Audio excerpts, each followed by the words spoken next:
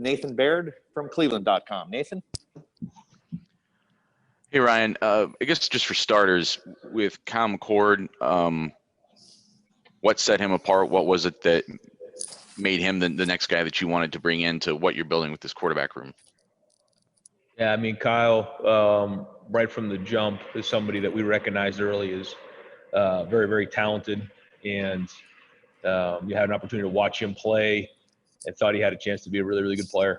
And I know he's excited about getting here early on and competing the minute he walks in the door. And he's also the thing that, to me, what he and his family did during this process, which was a very unique, recruiting process and cycle, was they did a great job recruiting the other players. He jumped in early, and that made a major impact on our recruiting class. So we're very, very excited that he's now a Buckeye. Kind of similarly with Trevion Henderson, I mean, obviously there's a lot of fast running backs out there, a lot of powerful running backs out there, but what is it when you look at him that is special? First off, as a person, Trevion is one of the more special people I've had an opportunity to get to know. The crazy thing about this, he has not been on our campus. The crazy thing is he's coming in with another running back, Evan Pryor, both really, really, really talented young men. But it's who these guys are. Trevion is a 4.0 student, #1 running back in the country, hasn't visited here, comes in with another running back. And these guys have built a special relationship, he and Evan. And then what he's done to help, again, recruit this class. I mean, I can't wait to get around these guys. It's been like forever since we've seen them. And some of these guys we haven't met in person, which is unbelievable to me. But how cool is it to see a guy like this, is the top running back in the country, a 4.0 student, making connections with so many of these other recruits, with the dream to come in here and be part of a culture that is about winning championships and bettering themselves and being the best version of themselves. Can't wait to get around him. Really excited that he's a Buckeye. Hey guys, we have a lot of people on that want to ask questions. Let's go through this first time, just asking one question. We'll get through everyone. If there's an opportunity to get some follow-ups, we'll go that direction. Next up, Mark Givler from Buckeye Scoop. Mark. Hey, Coach. Kind of a two-part question here, just real quick. A lot of us dopes that cover recruiting think this Ohio class is one of the best in years. Would you agree with that? And then how important is that? If so, how important is that to building a foundation for your class, especially in a very strange year? I mean, the Ohio guys this year, like you said to me, are special. They're special. What Jack Sawyer has meant to this recruiting class early on, one of the first things I did as a head coach is meet with Jack Sawyer and his family. And he is a special talent, top defensive end in the country. And again, so fired up that he's a Buckeye. And I cannot say enough about what his family and he has done during this time. And he's a special young man, and that's going to make us better, not only in the field. I mean, that's going to take care of itself. He's one of the most talented young men I've ever been around, whether it's football or basketball. But the culture is something he's going to dive into right away and make an impact on us. It's so critically important. And you look at the other guys from Ohio, Mike Hall, unbelievably talented young man, special person. He and his mom have been great. Reed Carrico, winning a state championship. And you talk about somebody, when you look him in his eye, he's going to get something done. He's going to have a great career here just because of the way he takes care of himself. In the classroom, on the field, one of the toughest guys I've seen on film, running sideline to sideline.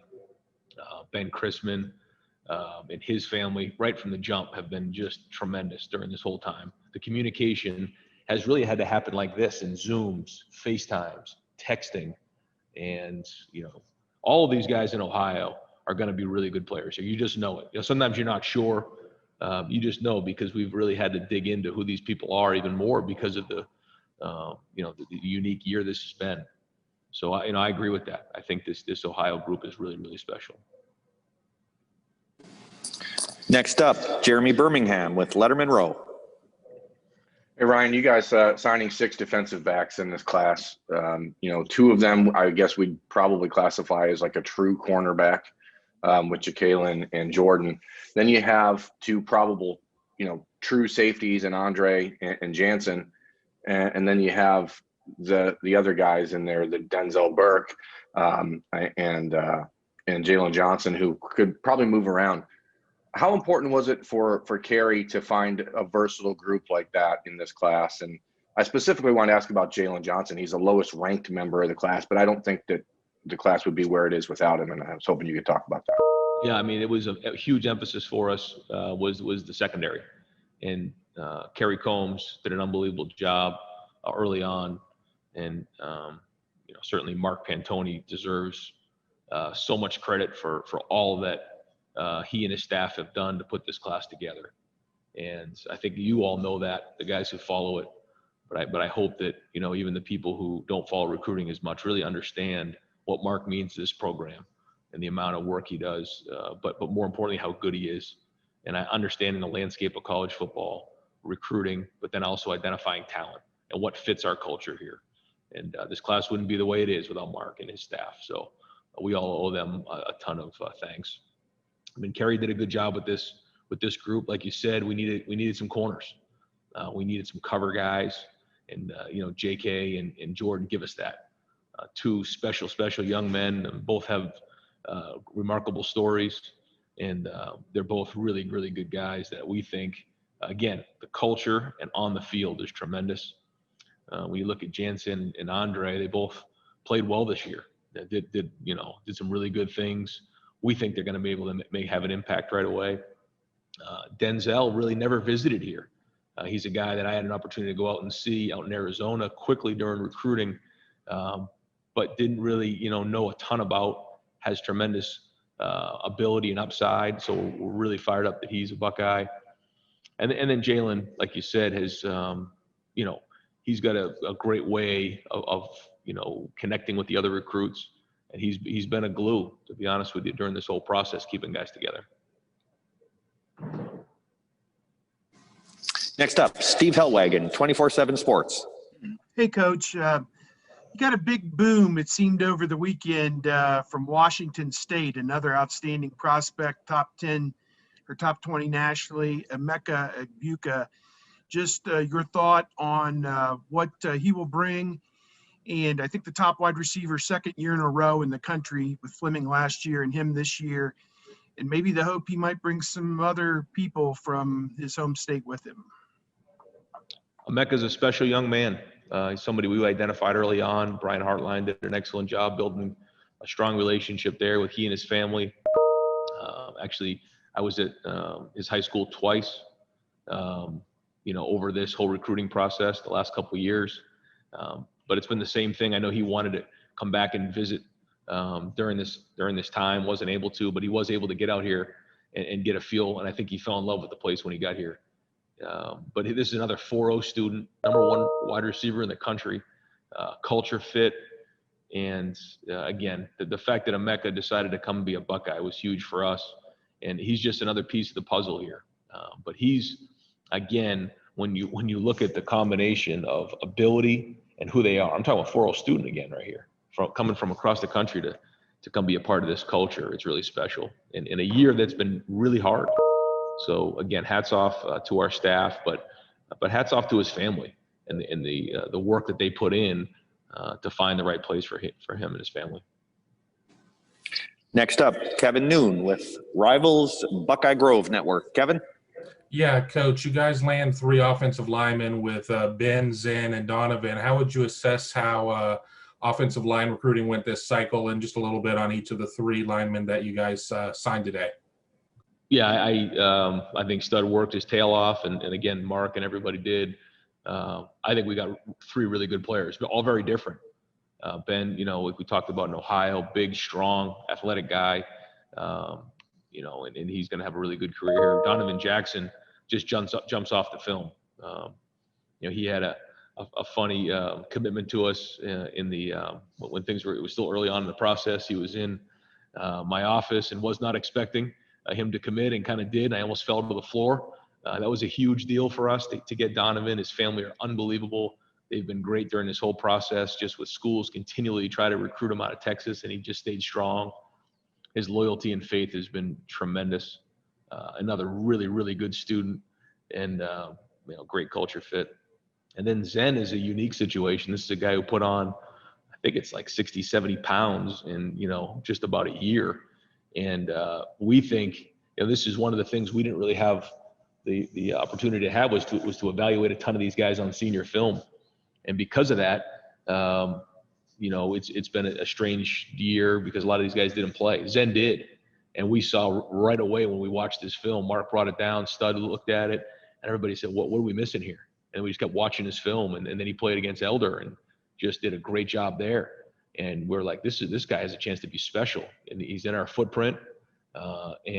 So really excited to get Zen as well. So 3 really talented young men. I'd give it an A. Next up, Rob Aller, Columbus Dispatch. Rob? Hey, Ryan, can you hear me? I can. It's a Zoom miracle. And moving off recruiting just for a second, this is the time when everybody's going political and campaigning for their program. And instead of talking about why other teams shouldn't make it, why should you guys make it if you get to 6-0? How do you see that? Well, I think first off, everybody's been through different parts of the country. We've all been through different things. And we've always felt like we had a special team. We've never really been at full capacity. And, we haven't had the opportunity to play in as many games, but I can tell you that, we can play with anybody in the country. Now we got to do that on Saturday. We've had an amazing amount of challenges, way more than anybody else in the country, in my opinion. Up here in the north, the minute we went back inside in November, December, the numbers just jumped through the roof.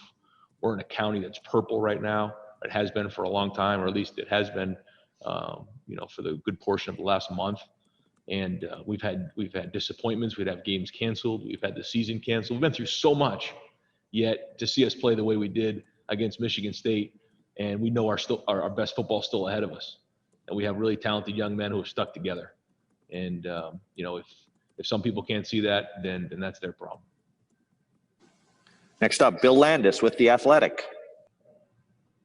Hey, Ryan, going back to the 3 offensive linemen you guys signed, when you look at that group, do you see any potential for any 3 of those guys to play offensive tackle? And if not, do you anticipate maybe adding another one here before February? No, I think all 3 of them can play. We've talked about that. I think that's what's great about all 3 of them is they have great versatility. What is he? He's an offensive lineman.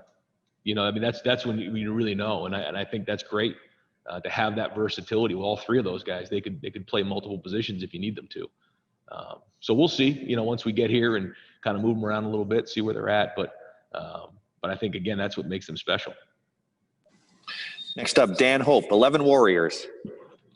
Hey, Ryan, pretty drama-free day for you guys after, such an unusual year. What do you think it was that enabled you guys to be able to keep this class together and build such a strong class, even with everything you've had to go through over the past 9 months? Well, I think we identified early on some really special families that just built this thing. And we used their feedback from the recruits as well. Who are the guys that fit our culture? And that's what we just kept talking about over and over and over again. If they don't fit, then they probably need to go somewhere else. And we've been very, very honest in recruiting. I think that people recognize the fact that, if you come here, we're going to do everything we can to take care of your son and try to maximize him to be great. And this has been a strange year. It just has. And we worked so hard to take care of our guys this year and give them every chance they have to get on the field and fight for them, keep them safe, and maximize them the best we possibly can. And I think people see that about us, and because of identifying the right people early on, it allowed us to build a special class. Thanks, Ryan. Next up, Jared Smalley, WCMH. Jared? Hey, Ryan, I know one of the things that Urban always said on National Signing Day was if they're keeping score, you want to win. And as you look at the national analysis of the class, it's, a top 2-3 class, depending on who's doing the grading. How do you all do the grading as you view the whole product, right? The athletic ability, the student, the people, as you mentioned before. Do you view this as the best class in the country? How do you view, as you're scoring it, how do you view it? It's the best class in the country for Ohio State. What's the best class in the country for another school? That's not the same for us. One of the things if you come here is it's going to be hard. You're going to have to compete to get on the field. You have to compete to play for a national championship. That's what we're looking for here. So first thing you have to do is do they have the physical ability? If they do, you check that box. Are they a culture fit in terms of what they want and their their goals and who they are character-wise? Check that box. How about academically? Check that box. And then by the end, you have this list of guys that you go out and try to recruit, and then you build the relationship. And if the relationship's there, you just keep building on it. But the days of talking people into coming to your school, in my opinion, those days are over. When I was young, and this is no kidding. A head coach walked in with a book and dropped it on my desk on how to close a sale. Those days are over, because with one-time transfer coming in and all the different things that are going on in the world, you have to be an open book. And this is who we are, and this is our culture. And we want to go be elite at everything we do. We've talked about our culture is all about fight to be the best version of yourself. And our goal is to win the national championship every year and be elite.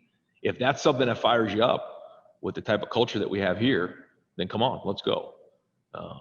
But again, and certain, obviously, you have to build relationships, and you want to, show everyone the greatest parts of your university, and you have to recruit them and build those relationships. But it's more about building relationships than it is about talking people into coming to your school and chasing stars. To me, that's a short-term, gratification. In the end, what is the product on the field? And that's what we're focused on. Next up, Bill Dennison with WLW. Bill?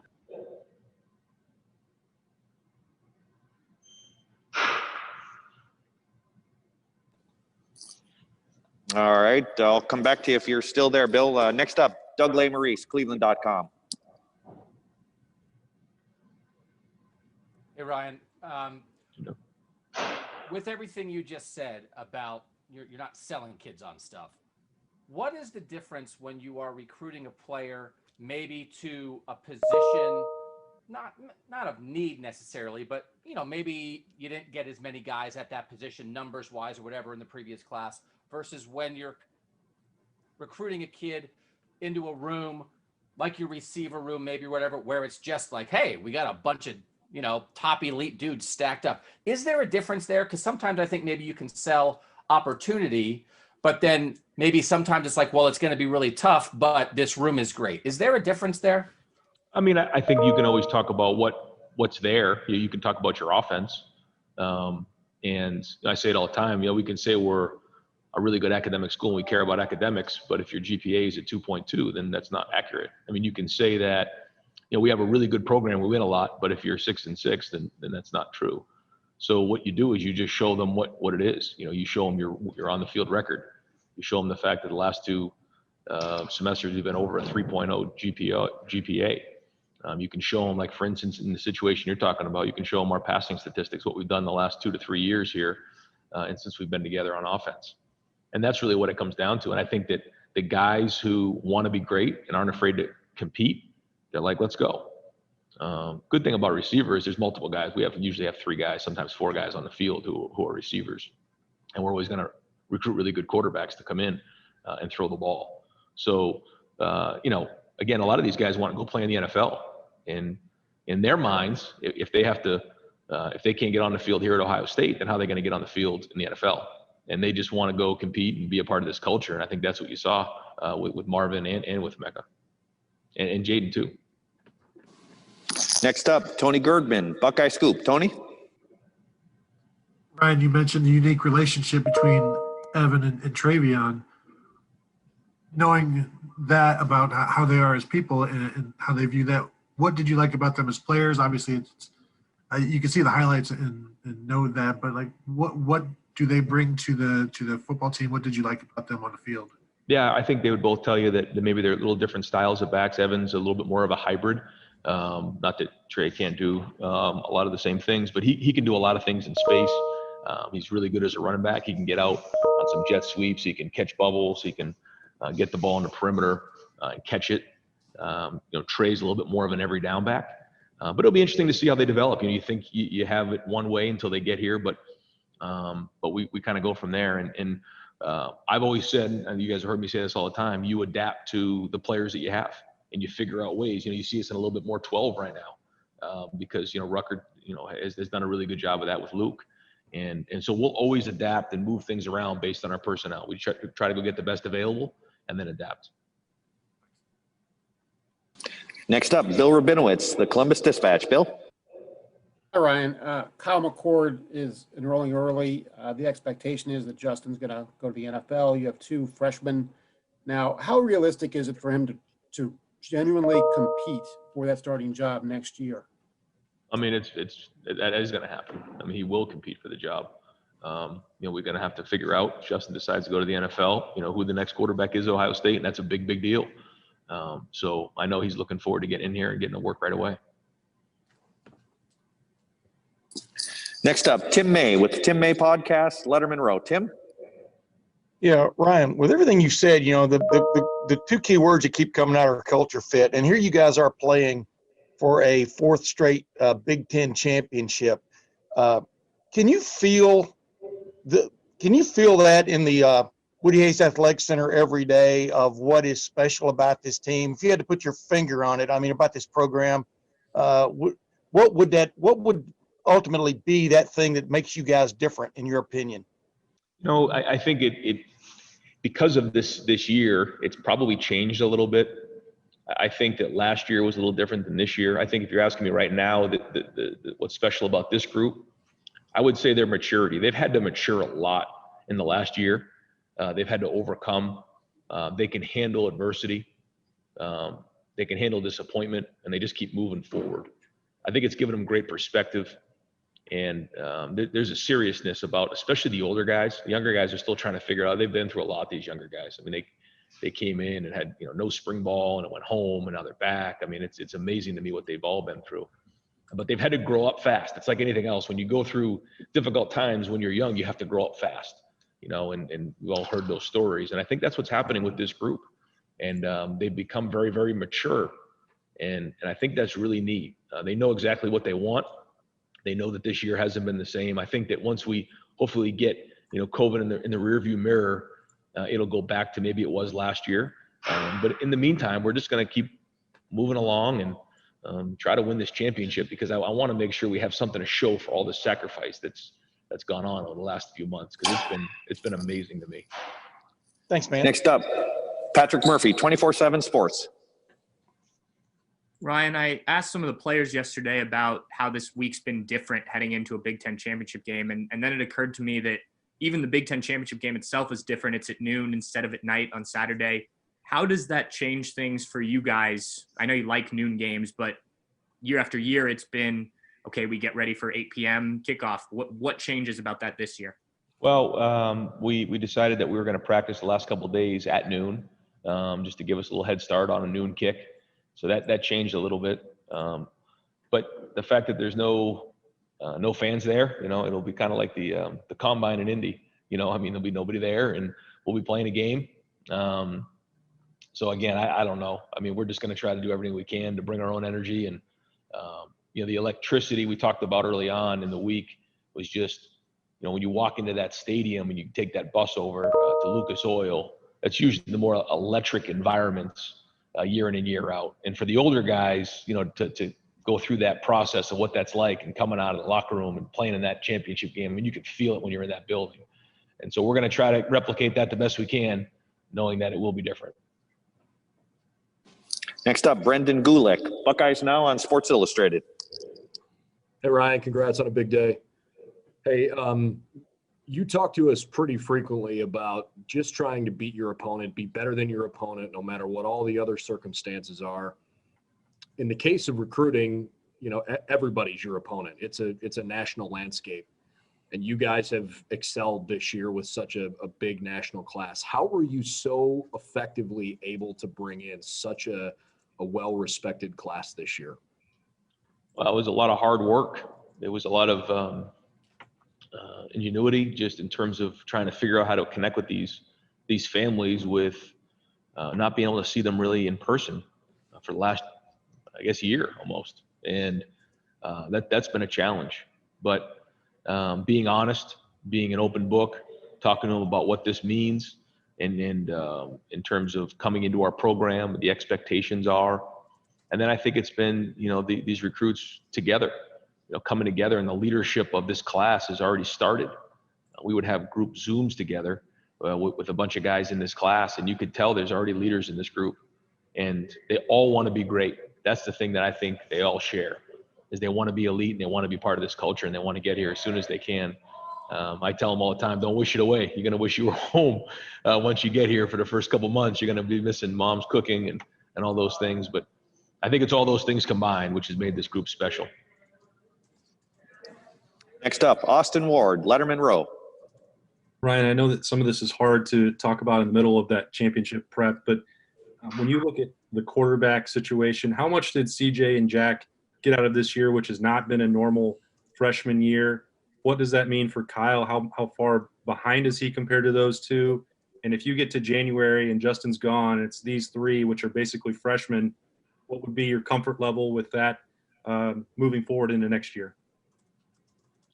I mean, anytime you're playing with quarterbacks who haven't played, your comfort level's not real high. I can promise you that. So yeah, it'll be anxious, but you recruit guys for a reason, and you got to develop them, and you got to get them out there, and you got to let them play. Going back to your first point, they haven't played in games. I mean, they've got a couple reps here and there, but they haven't actually played. They've practiced a lot, so I think they're getting a feel for the offense, which is great. But there's nothing like game reps. And as you guys know, you don't really know until you get them in the game. So that's been hard for them. And so maybe, once we get going in the spring, we'll try to figure out how to address that issue. But like you said, right now, we're just focused on this game.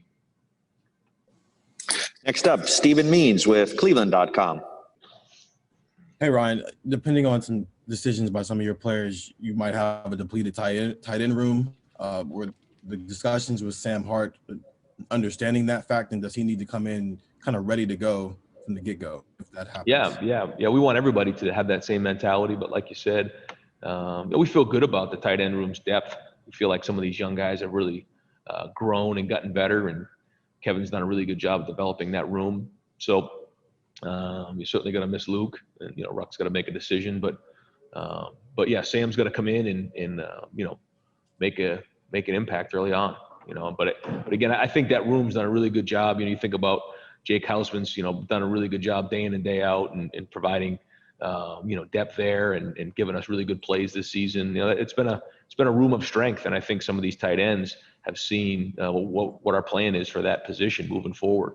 So I think some guys are really excited about that. And Sam, decided he was going to jump on pretty early in this process as well, and really excited about him. Another great fit, great family. Looking forward to getting to work with him.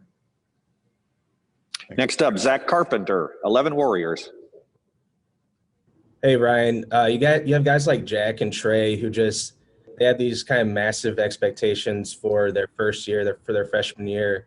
Do you have to sort of go through a process of maybe resetting their expectations for their first year, or do you not really want them to reset their goals?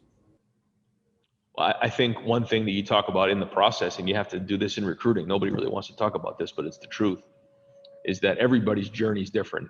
And the only guarantee is that whatever you think your journey is going to be, it's not going to happen that way. It never does. So you have to be able to adapt and to have the motivation to go get on the field and play right now. I mean, that's what you should have. But to create expectations for yourself to get let down is not. So what do? The goal is to just maximize every day, fight to be the best version every single day of yourself. And eventually, if you have enough talent and you develop enough, you're going to get on the field. It's just going to happen naturally. When? Who knows? I mean, there's a lot of things that come into play there. There's injuries. There's things that get in your way. So we talk to them about that in recruiting. It's not like we come in here and just tell them, hey, you're going to come in and play the first day you walk on campus. Well, that's not going to happen. There's a lot of good players that have gotten recruited and developed in the program before, but they do have an opportunity to come in and make an impact right away and compete for the job. And then for those who can do it, I mean, certainly the blueprint is there. There's been a lot of freshmen who have come in and played right away and go get it. But if it doesn't happen all at once, then you work through that adversity. And one of the things that I think I'm going to share with the team is just, it's almost like what I wish I could record and show them a senior tackle. When you hear these seniors talk about all the adversity they've been through in their process and what their expectations were when they walked in the door, it's really significant, And that's the reality. That's not typically what, people want to hear in recruiting, but that's the truth. And that's why you want to recruit great character people and a great culture fit, because that's in the end what's going to keep them here, because they picked Ohio State for the right reasons. Folks, we have time for 2 more questions. Next up, Joey Kaufman, Columbus Dispatch. Ryan, understanding a lot of recruiting's about fit and how things work out on your roster and culture. Would it still mean anything to you guys as a program to, on paper, ultimately sign the #1 class and get a recruiting crown, which is obviously difficult to come by? No, it doesn't. I'm not really interested in that at all, because it's just someone's opinion, and I get it. I respect it all, but in the end, you got to find the right guys for Ohio State, the right fit. And I would say, it's not 100%, but the guys that we bring in, they're the right fit for us. This is the #1 recruiting class for us. I'm sure some people look at that a little bit more. In the end, I just want to make sure we have the right guys for us and that we're winning once they get here in 4 years. To me, that's the true test of a recruiting class, is where is it at in 4 years or 3 years from when they signed. And I know, it's fun. It's great to talk about and all that stuff. But in the end, what matters is what they do when they get here. And that's what we stay focused on. And final questions this afternoon for Coach Day comes from Spencer Holbrook, Letterman Row. Spencer?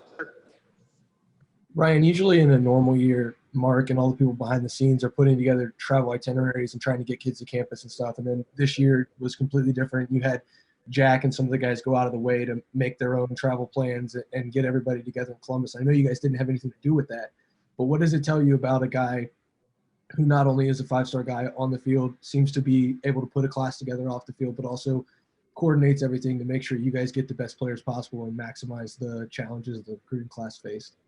Yeah, it's leadership at a young age. This is a really mature young man and great family. And it wasn't just him, but he was a big part of it. And that's what this thing's come down to, is this group's already really, really tight. They're going to come in here knowing so much about each other. And I'm just telling you, I wouldn't be surprised if you're going to see really, really special things from this class moving forward.